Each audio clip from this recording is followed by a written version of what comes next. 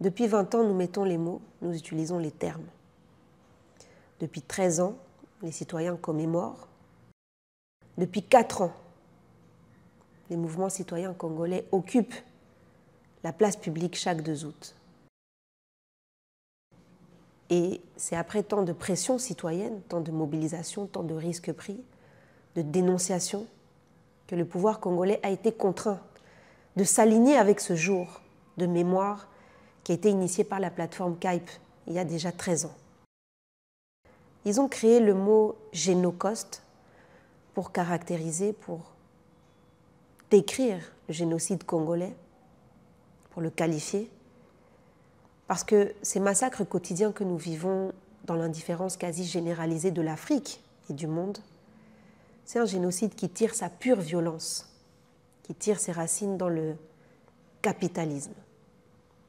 dans cette course au profit qui tue partout, qui nourrit l'impérialisme, la néocolonisation et qui confirme l'échec profond de ce que beaucoup appellent encore l'humanité. Nous concentrons-nous sur notre africanité. Les prétextes ethniques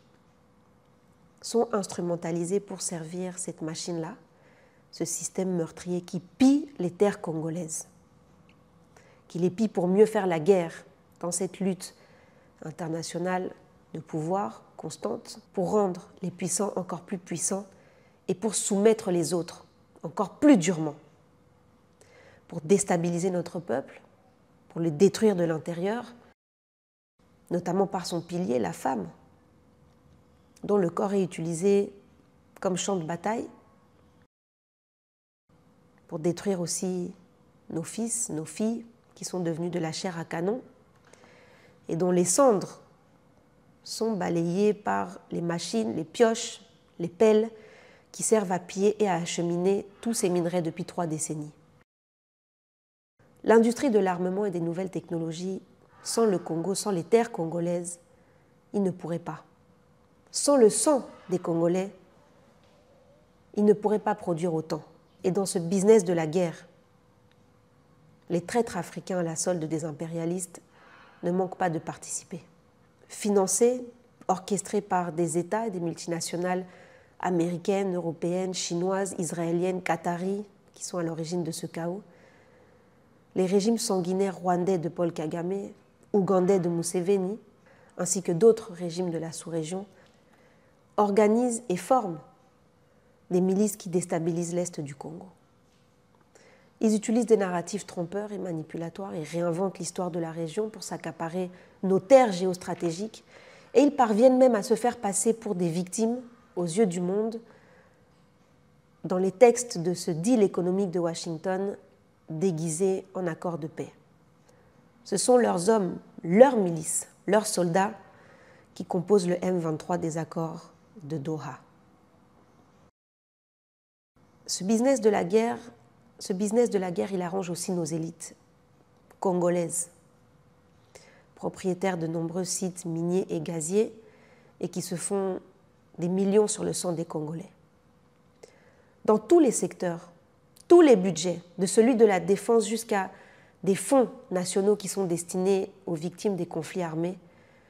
ces fonds pour lesquels des citoyens congolais, des leaders de la société civile se sont battus pendant près de 15 ans, risquant leur vie comme le docteur Mukwege, qui est à l'initiative, à la base du FONAREF, un fonds destiné aux victimes mais qui s'est transformé en portefeuille quasi privé des proches de la présidence, ou d'autres fonds pour les victimes comme le Frivao, massivement dépouillés par les mêmes personnes qui acceptent d'être achetées par le sioniste Dan Gertler, ce type que le Congo a rendu milliardaire grâce à 25 années de détournement et de violation du code minier de la RDC, soutenu par les pouvoirs congolais actuels et passés. Et voilà pourquoi nous, citoyens congolais, membres d'organisations et de mouvements de la société civile, nous n'allons pas commémorer avec ce pouvoir. Un pouvoir responsable du massacre de Goma, un pouvoir qui commet des crimes d'État, un pouvoir qui enferme des journalistes, des militants, qui dépouille les caisses de l'État, qui détourne l'argent destiné aux victimes, un pouvoir qui prétend commémorer les victimes avec le cœur, mais qui, dans ces commémorations, n'a pas honte de faire venir témoigner des victimes du génocide, des survivants du génocide, devant les criminels de guerre qui sont encore aujourd'hui dans le gouvernement et dans nos institutions. Nous avons pressionné le pouvoir passé et nous avons pressionné le pouvoir actuel afin que le génocide des Congolais, le Génocoste, soit reconnu, afin que les commémorations deviennent officielles et instituées par la loi, et pour que les victimes puissent bénéficier de justice et de réparation. Nous avons réussi à imposer ça. Mais nous n'acceptons pas de commémorer aujourd'hui avec un pouvoir dont de nombreux membres, des hypocrites, participent et tirent des dividendes de ce génocide. Alors ce samedi 2 août, alors que Bunagana est occupé depuis 3 ans, alors que Goma, Bukavu, Minova, le Massissi et d'énormes pans de notre territoire national sont encore sous occupation, il est plus qu'important que nous nous rassemblions partout où nous pouvons pour commémorer les victimes, pour écouter les survivants et pour penser aussi à l'avenir magnifique que nous allons construire pour notre pays, le Congo, et pour l'Afrique. Nous allons reconstruire un Congo magnifique en nous levant, en nous battant stratégiquement et en ne baissant jamais, mais alors jamais les bras. Chaque Congolais a la responsabilité de reconstruire notre nation. Ce n'est pas une option, c'est un devoir, c'est le moindre des respects pour nos ancêtres, pour ceux qui se sont battus avant nous, assassinés pour avoir résisté jusqu'à leur dernier souffle. Et ce que nous faisons, nous le faisons surtout pour nos enfants, ceux que nous avons déjà mis au monde et tous ceux qui naîtront après nous.